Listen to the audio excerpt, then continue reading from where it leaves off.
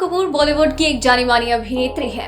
अपनी style statement के लिए वो एक अलग पहचान रखती हैं और साथ ही साथ वो अपनी फिल्मों से ज्यादा अपने बेबाक बयानों की वजह से ज्यादा सुर्खियों में रहती हैं। लेकिन इससे ज्यादा सुर्खियों में वो रही हैं अपने हस्बैंड आनंद आहूजा के कारण। जी हाँ, ये बात हम सब जानते हैं कि आनंद और सोनम की लव मैरिज हुई है। लेकिन इस मैरिज में लव की शुरुआत कहाँ से हुई, आज हम इसके बारे में आपको शुरुआत से बताने जा रहे हैं।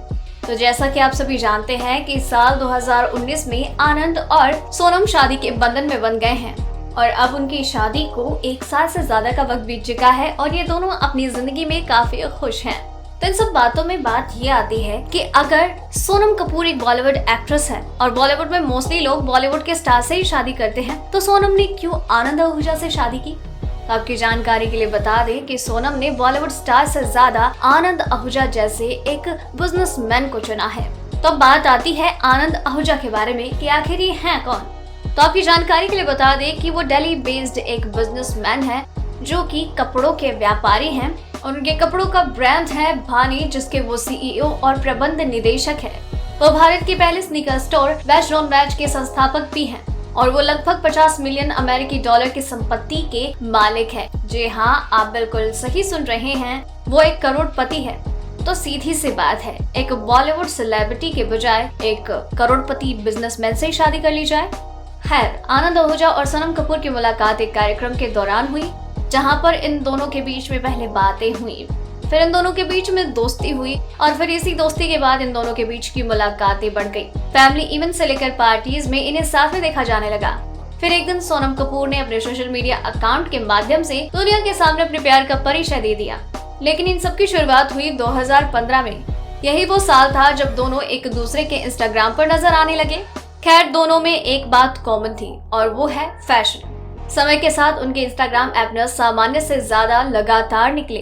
हालांकि सोनम उनकी कुछ तस्वीरें और पोस्ट शेयर करती थी, आनंद आहूजा पूरी तरह से उनके साथ ही थे। इन बातों से ये सब कुछ स्पष्ट हो चुका था कि वो दोनों एक दूसरे को डेट कर रहे हैं।